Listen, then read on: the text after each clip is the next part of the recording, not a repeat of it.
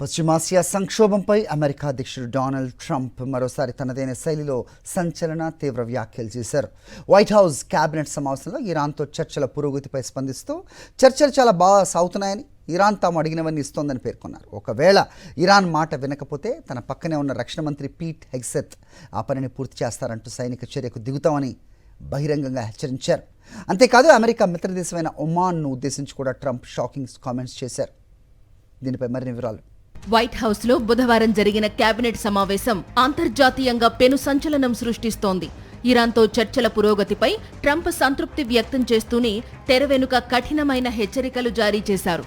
Iran చర్చలకు రాకపోతే సైన్యంతో అంతం చూస్తామని రక్షణ మంత్రి పీట్ హెగ్సెత్ వైపు చూపిస్తూ హెచ్చరించారు.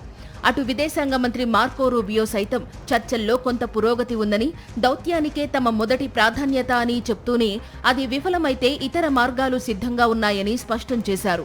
వ్యాపార, ఇంధన రవాణాకు అత్యంత కీలకమైన హార్ముజ్ జలసంధిపై ఇరాన్తో పాటు ఓమన్ దేశానికి ఉమ్మడి నియంత్రణ అప్పగిస్తారన్న వార్తలను ట్రంప్ పూర్తిగా కొట్టిపారేశారు.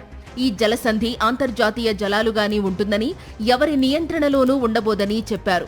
ఒకవేళ ఉమ్మడి ప్యాక్ట్ కోసం ఓమన్ ప్రయత్నిస్తే ఓమన్ కూడా అందరిలాగే బుద్ధిగా ప్రవర్తించాలి, లేదంటే ఆ దేశాన్ని కూడా పేల్చివేయాల్సి ఉంటుంది అంటూ తన మిత్ర దేశంపైనే ట్రంప్ తీవ్ర వ్యాఖ్యలు చేయడం గమనార్హం. అలాగే ఇరాన్ అణు నిల్వలను రష్యా లేదా చైనా నియంత్రణకు అప్పగించే ప్రసక్తే లేదని తేల్చి చెప్పారు. మరోవైపు ఇరాన్ ఆర్థిక వ్యవస్థ కుప్పకూలిందని, వారి నావికాదళం, వాయుసేన పూర్తిగా తుడిచిపెట్టుకుపోయాయని, వారు కేవలం పొగమంచు మధ్య చర్చలు జరుపుతున్నారని ట్రంప్ ఎద్దేవా చేశారు. అయితే అమెరికా ఇంటెలిజెన్స్ అంచనాలు మాత్రం ఇందుకు భిన్నంగా ఉన్నాయి.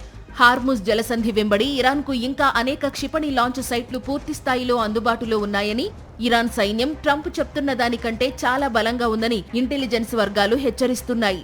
ఇరాన్ ప్రభుత్వ ఛానల్ IRIB ప్రకారం అమెరికా తన నౌకాదళ దిగ్బంధనాన్ని ఎత్తివేస్తే నెల రోజుల్లో జలసంధిని తెరుస్తామని, 60 రోజుల్లో తుది ఒప్పందం కుదిరితే దానిని ఐక్యరాజ్యసమితి భద్రతా మండలి తీర్మానం ద్వారా ఆమోదింపజేస్తామని ఓ తాత్కాలిక ముసాయిదాను ప్రసారం చేసింది.